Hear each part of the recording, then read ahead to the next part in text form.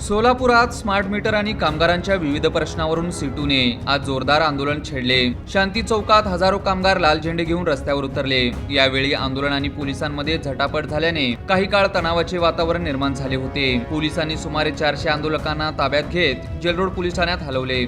Smart मीटरचा निर्णय रद्द करा, 4 श्रमसंहिता रद्द करा, विडी कामगारांना कायदेशीर किमान वेतन आणि रोख मजुरी द्या, कामगार कायद्याची प्रभावी अंमलबजावणी करा, वाढती महागाई आणि बेरोजगारी रोखा, तसेच पेट्रोल डिझेल आणि गॅसच्या किमती कमी करा या मागण्यासाठी सिटूच्या वतीने सोलापुरात जेलभरो आंदोलन करण्यात आले। सिटूचे राज्य उपाध्यक्ष आणि ज्येष्ठ कामगार नेते कॉम्रेड नरसय्या आडम मास्तर, राज्य महासचिव कॉम्रेड एम.एच. शेख आणि कॉम्रेड नलिनीताई कलबुर्गी यांच्या नेतृत्वाखाली हे आंदोलन झाले।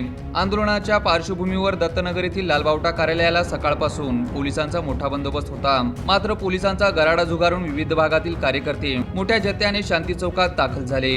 कुंजाल मैदान बोळातून अचानक मोठ्या संख्येने कार्यकर्ते एकत्र आले। हातात लाल झेंडे घेत आंदोलकांनी स्मार्ट मीटर हटवा, 4 श्रमसंहिता रद्द करा, विडी कामगारांना किमान वेतन द्या अशा जोरदार घोषणा दिल्या।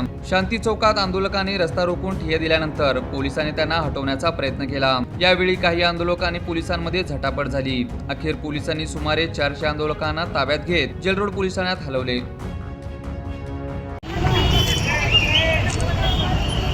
आज संपूर्ण महाराष्ट्रामध्ये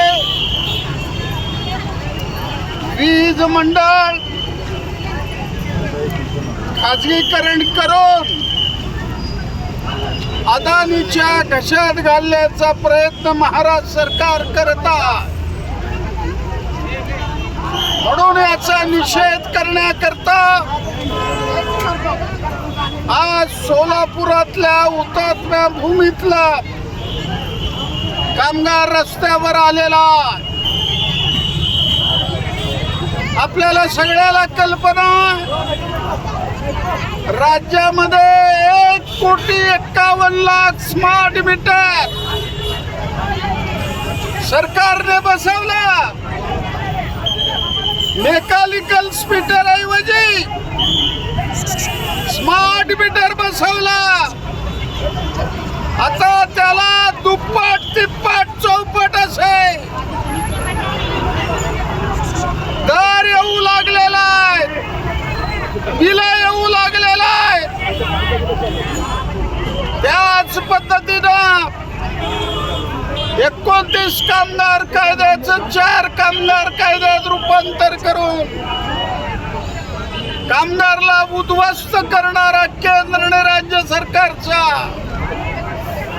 निषेध करण्याकरता आज या ठिकाणी जेलभरो आपण करायचं ठरवलेलं आहे। या ठिकाणी तुम्हाला सगळ्याला मी विनंती करतो, आपली पेन्शनची लढाई 10,000 रुपयाची, यंत्रमाग कामगाराचं किमान वेतन आणि महामंडळ 4 दिवसापूर्वी कामगाराचा निकाल लागलेला। त्याच पद्धतीने रेनगर आणि गोदूताईच्या पायाभूत सुविधा याकरता लढाईच्या मैदानामध्ये आज किमान 2,000 लोक येणार होते। त्यांनी तशा पद्धतीचे अर्ज भरले, पण सकाळी 9 वाजल्यापासून पोलिसांनी प्रचंड आपली ताकद या ठिकाणी लावली, तरी आपले बहादूर कामगार या ठिकाणी आलेले आहेत। तुम्हाला सगळ्याला मी विनंती करतो, शांततेने सगळ्या आज जेल बरो आहे, आपण स्वतःहून अटक करून घ्यायचं आहे। घोषणा द्या,